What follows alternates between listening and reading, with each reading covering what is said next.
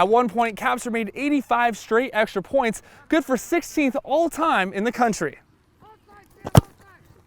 I don't even have to look, I already know it's good.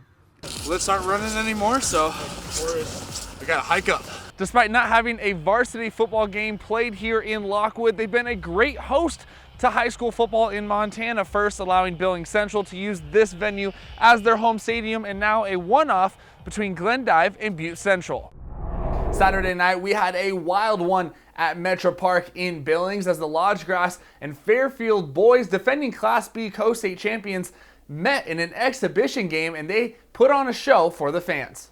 I'm Spencer Martin in Red Lodge, and today I'm up on the mountain with a former skiing world champion and her master class students. Spencer Martin here from Dalis Stadium. Bleachers very empty, but of course it is July, it's the summertime. They're supposed to be empty, but fans like yourself wondering, can I catch a game this fall? Soccer, football, cross country, whatever it is of your choice. The Laurel Locomotives ladies soccer team are busy warming up, but maybe with a little more intensity than usual. The last time the Hardin and Billings Central girls were at Metro Park, they were named Class A Co-State champions. Now, both teams are undefeated, and they look to be once again on a crash course to meet in the title game. Standing behind me in the distance is the Laurel Sportsplex, opened in 2009, and perhaps one of the top stadiums in the Treasure State.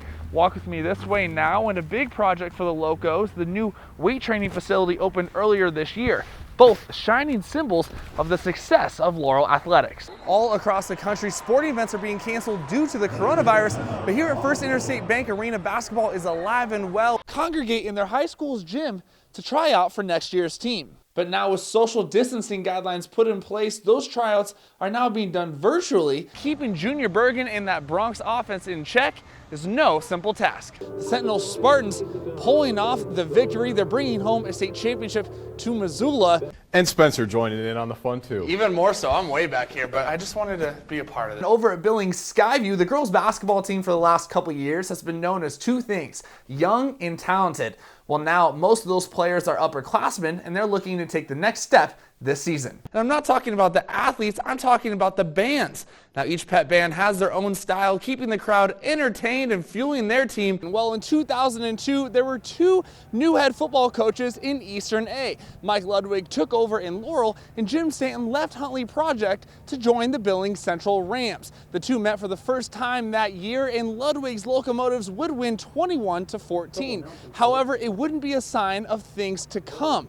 For the next 17 years and 19 straight times, Stanton's Rams will get the best of the Locomotives, all until last season when that streak finally ended as the Locos shut out the Rams 33-0 on their home field. So here we are tonight in another edition of a rivalry that's lasted since 1951. The Billings Central Rams hungry for some revenge after a rare loss in this series, and the Laurel Locomotives, they have a ton of seniors seeking to solidify their legacy as the ones who took down the Rams in back-to-back seasons. AA Co-State champions welcome in the Bronx, who believe they can compete with anybody, and I'm really excited for this matchup because you have two teams that mirror each other in a lot of ways. They have a lot of great athletes, multiple scorers, and they love to play fast. Starting with the senior Bronx, you have, just like football season, you may remember Junior Bergen and Jackson Berkeley, and we'll hit more on Jackson Berkeley. He's averaging 16 points a game, and he's coming off quite the matchup with Belgrade where he had 27 points. That's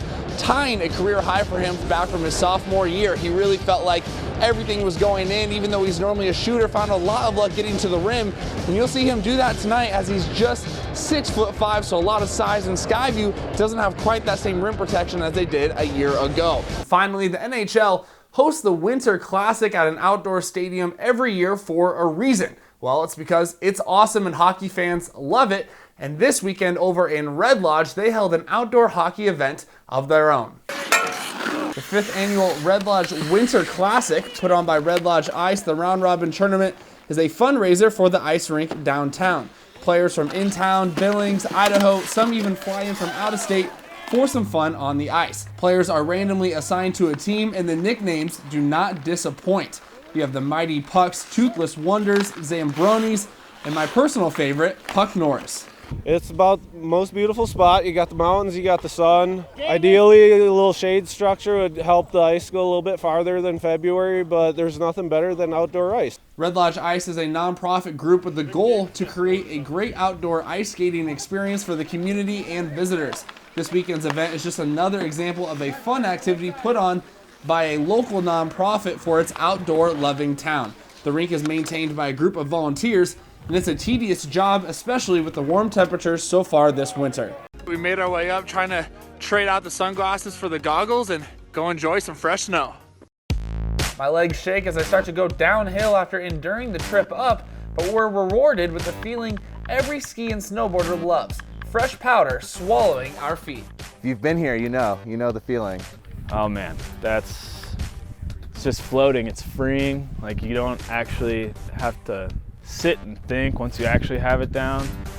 As we make our way down the slopes, I realize this is the only run I'm going to get in today. I'm a little out of breath, maybe a little disappointed that this is my only chance, but hey, at least this time I earned my run.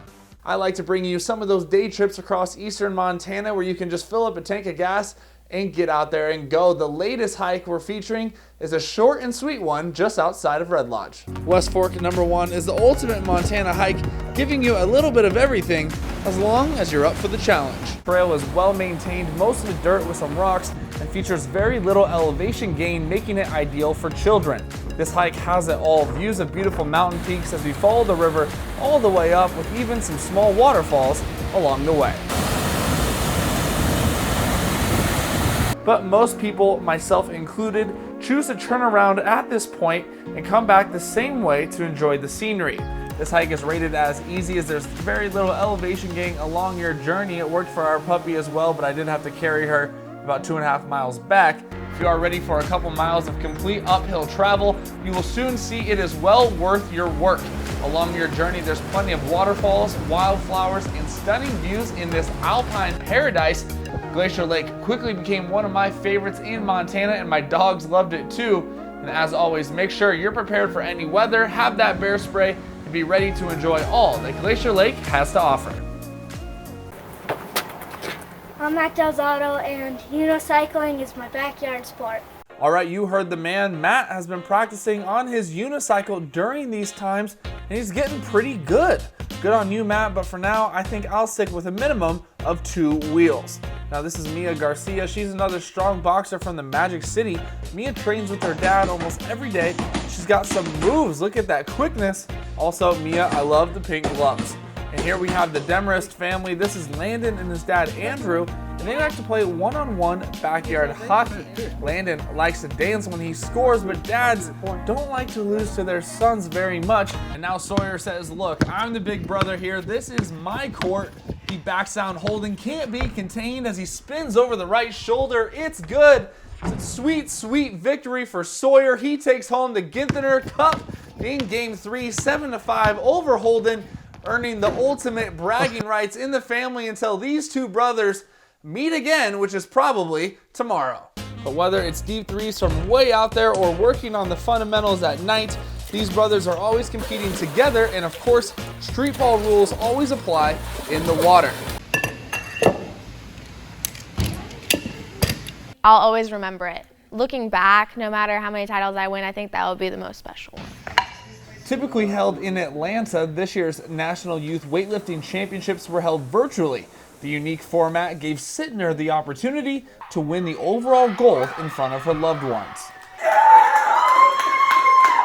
That energy would have never been there, even if there were spectators at the US. So I feel like that helped her so much. And if they weren't there, I don't think I would have won if they weren't there. Sittner first got in the gym at just 7 years old, and she's been competing ever since. Fitness in general is just such a great way to see who you are and become a person that you want to be. By her side, chasing Brooklyn's dreams is her father, Corey, juggling dad duties at home while also playing the role of coach in the gym where the pair truly lives. It's really cool to be able to do what I love with my family. My dad's always supported me, he's always been there. It's really cool to have the coach and athlete relationship and the father-daughter relationship at home. We get to do this together, like even almost more so I'm more fortunate than her, right? Because I get to do it with her. and I get to watch her and do everything. She holds multiple Montana records, has been on American Ninja Warrior, and her goals for the future are big, with dreams of competing in the CrossFit Games and Olympics. Whatever her career has in store, Sittner hopes to leave a lasting impact. I want to leave the world a better place than I found it. Like, if I could just change one person's life for the better or anything like that, that's my main goal.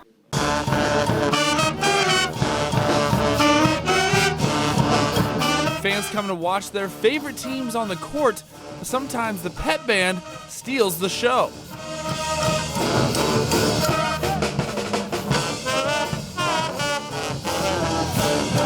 We strongly believe that we are the best pep band in the state. So every game, we bring a wild energy, we do wacky things. The Park High Pet Band made a lasting impression at the State A basketball tournament, playing pop hits and bringing the energy for their Rangers. We take pride in that we're the only band that's standing up the entire game, cheering the entire game. Doesn't matter if we're up by 30, down by 30, we're still here, we're still standing, we're still playing. Leading the way is director Garrett Standard, who just finished his 7th basketball season with Park. Standard says at first his wacky, high-energy style came off a bit strange, but now it's become infectious for the program. A lot of people looked at me weird, but a couple kids believe, and then next year a couple more kids believe, and then we just build and build and build, and before you know it, if you don't have that energy, you're in the minority, and you're the one who looks weird. And Standard's students are happy to follow his lead. We get it from him.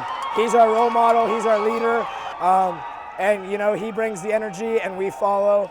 The band doesn't just play music during timeouts, they do much more than that. They sing different tunes while the ball is in play, they try to distract the opponent during free throws, anything to give their basketball teams an edge.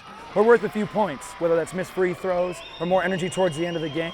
So if we're engaged, our team is benefiting, and that's our goal here, is to make sure that our program, our community is thriving, and no matter what the score is, we're there to make it happen. But when that buzzer sounds for a timeout, it's game time for the band, and they don't play your typical stuff. Our songs are different from anyone else in the state. They're wacky, they're crazy, they're wild. It's high school band music. I don't find it that hip. So I decided, you know what, I'm gonna find songs that I think are really fun and infectious. Whether it's Britney Spears or the Black Eyed Peas, making the crowd sing along while they jam out together. Those songs are the couple songs where if you just you can learn them by ear, and so the kids aren't reading music, they're worried about performing. Just remember, the season didn't just end for those playing on the court, it also ended for those seniors in the pep band, cheering them on along the way. In Billings, Spencer Martin, SWX Montana. Rain, snow, or shine, for over 3 decades, the Chain Gang is there for Billings West football. I like Billings schools, but West High, I guess, would be my favorite. This story goes back to 1985 with Golden Bears head football coach Wally Sims. He needed somebody to run the chains. So he went out and he recruited some people, and I was one of them. And that's where it started. Jerry Narum has been on the West sidelines every season for the past 35 years. It's fun to watch those kids get out and, do their best and reach their peak. For years, Bill Thompson and then Don Veggie led the gang, always sending reminders to make sure the guys were there on game day. What a great year. We sure appreciate your first-class chain gang. Both have now passed away, and Mark Astle has taken the lead role. We just do it because we like to do it. And they are the best seat in the house. I mean, it's its own reward, and plus we get to see the players. Today, there are 11 guys on the roster, many of them helping out on the sidelines for all 3 of the Bears state championships. This hat actually says state champions from 2018. They gave us this hat last year. The guys will acknowledge the game, along with the kids, has gotten faster over the years, while they get slower. But they've picked up a few tricks to stay sharp. Working the sidelines, we learn fast. If the play's coming towards you, just drop everything and step back. You make friends with the big kid and tell him, you stay in front of me when they come at me, so you can stop them and I don't get killed. And you got to pay attention to the line judge on your side, and then I always look for the head ref with the white hat. Through their contribution to the sports community, this group of guys forged a bond as the Chain Gang. Well, it's just a close relationship. You just get to be friends with these people.